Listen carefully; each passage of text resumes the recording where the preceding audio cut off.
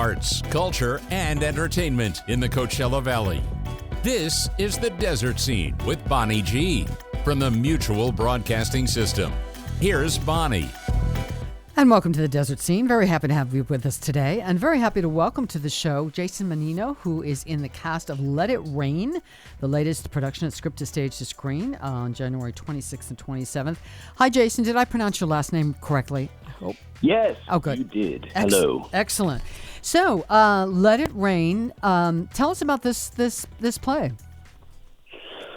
Sure. Well, Script to Stage to Screen, as you probably know, does stage readings of plays that have never been produced before. So this is a brand new play by Mr.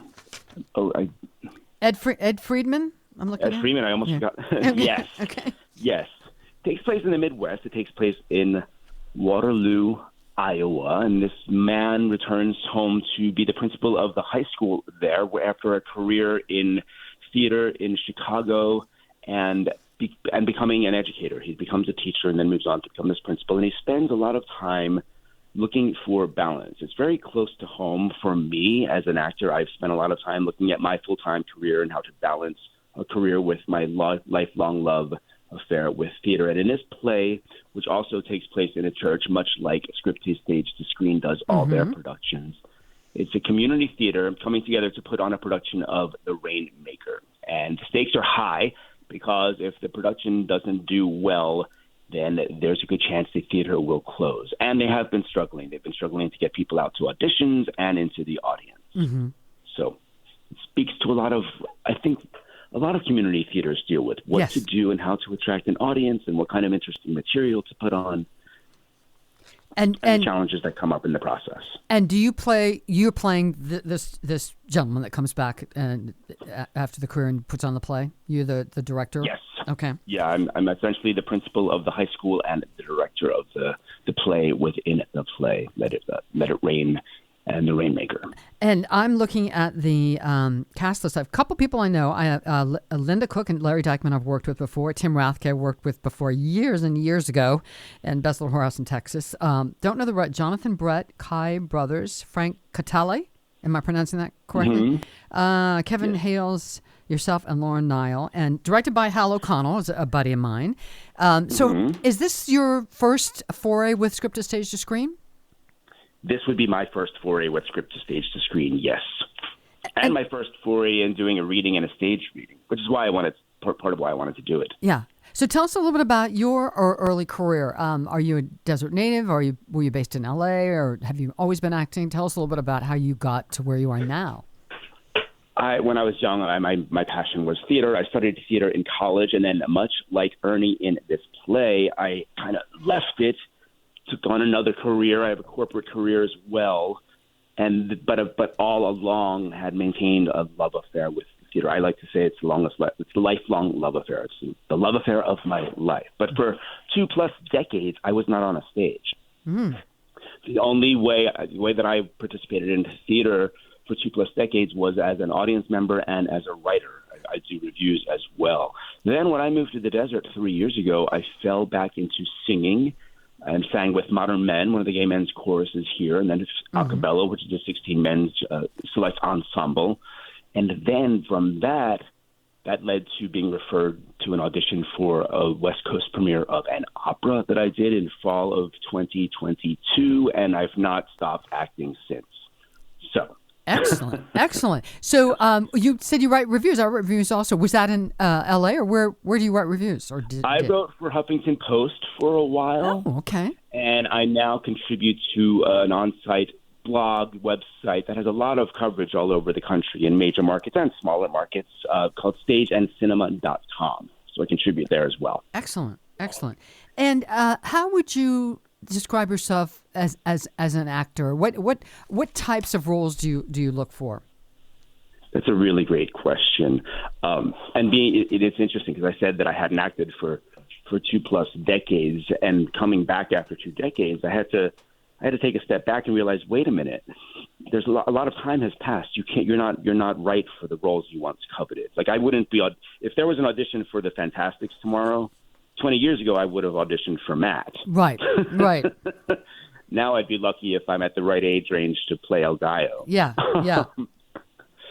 But, in the past year, I was offered roles that when they were handed to me, I knew I had to say yes. But in all honesty, I didn't know how I would. I was like, how am I going to do that? I have to say yes.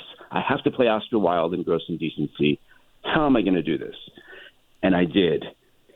And at the end of the day, what is important to me is to do work that has meaning and that tells a story that may provide a message to the community, and to allow people to see themselves reflected on the stage, and to, in some way deal with issues of the day, whether that be in a period piece like I just did in Gross Indecency, The Three Trials of Oscar Wilde. It's about the gross indecency laws that were in place in Victorian England, and how that they ended up taking him down.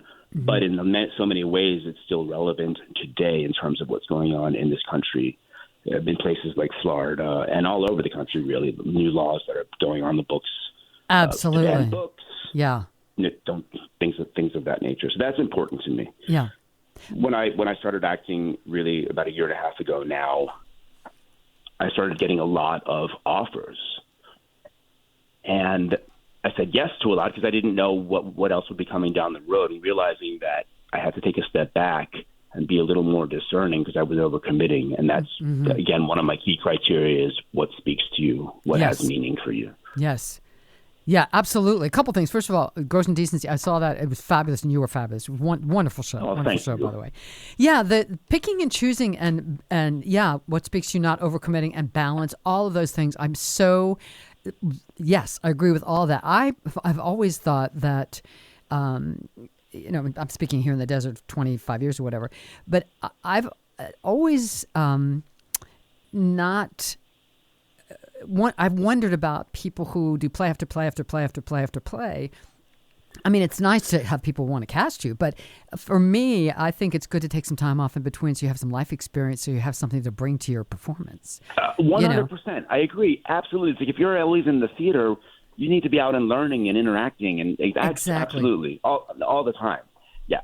And I did that. I was back to back again for most of this first year that I've really been back on the boards. And now I did Oscar Wilde, and then I did Ebenezer Scrooge in December. Two massive roles back to back. Yes. And now I'm doing this reading, and then I'm doing a small part in Fiddler on the Roof, but they're not going to be important, critically important. I'm 100% committed, but it's not going to require quite as much of me as those two roles did. So I feel like it's going to be a little more low key for me for the rest of the season, and then I'll get back into looking at what opportunities are available and what makes sense. Yeah, I love that. And also, a couple of things. I'm also a big fan of always leave them wanting more, whether it's you on stage at all, or a performance goes on for 2.5 hours and really should only be 2. And also, it makes it more, people want to see you more if they haven't seen you in the last 6 shows they've seen, I think. Yeah. I mean... That makes sense, too. I hadn't thought about it quite like that. But, yes, I did, in all honesty, again, in this first year, I did I was in 4 shows where my character didn't really leave the stage. Yeah, that's a lot. That's a lot of energy, Yeah, absolutely. So tell people who don't know, and I did some stuff with Scripted Stage at Screen years ago, so I know, and I know Steve Fisher and a lot of folks. For people that don't know, explain to them a little bit about what a stage reading is, and then usually afterwards there's a Q&A. Oftentimes, if the playwright happens to be in town, tell people about how the process works. Yes. Well, with Scripted Stage to Screen, it's a little different than a traditional reading. A traditional reading, you usually have actors who might be sitting stationary. Perhaps they have a script on a music stand, and they're literally reading the play. Scripted Stage to Screen, it's fully staged, meaning we are blocked, we have props, we have costumes, we have lighting. One of the key differences, while I'm going to become very familiar with the lines, I'm not going to have to memorize them because we do have scripts in hand. So that's what makes it a staged reading. Yeah. Between each season, the company puts out a call for play submission. So we're getting playwrights submitting new plays. These plays have never been produced before from all over the country. They take the time to read them and decide about 6 to 8 plays per season that they're going to mount at the church in Rancho Mirage. And That's essentially... And we have it's a shorter rehearsal period. Mm-hmm. We will have 3 rehearsals a week for 3 weeks before we get on in front of an audience. So it's 9 rehearsals. Mm-hmm. So that makes a difference as well. Have you ever directed or wanted to direct? I have thought about directing. I have never directed, but yes, I have, and I'm thinking about it now. Okay. I don't know how I'm going. I'm not exactly sure what that means or what that's going to lead to, because I do not have the experience to do that at this point, but I'm sure I'm capable. Oh, yeah, and I think anyone who's a really, really terrific actor and has some maturity and a lot of experience behind them probably has a leg up. Let's talk about specifics. So the performance is at the Unitarian Universalist Church of the Desert in Rancho Mirage or Via Vale. Performances are Friday, January 26th, Saturday, January 27th at 7:30 p.m. Tickets are $15, cash or check at the door, or they may be purchased via PayPal on the website, www.script2stage2screen, those are numerals 2.com. Jason, thank you so much for being here. What an interesting guy, and sounds like this is going to be an excellent performance. Thank you for being here. Really appreciate it. I think so. Thank you. Take All right. care. You too. All right. And we'll see the rest of you the next time on The Desert Scene.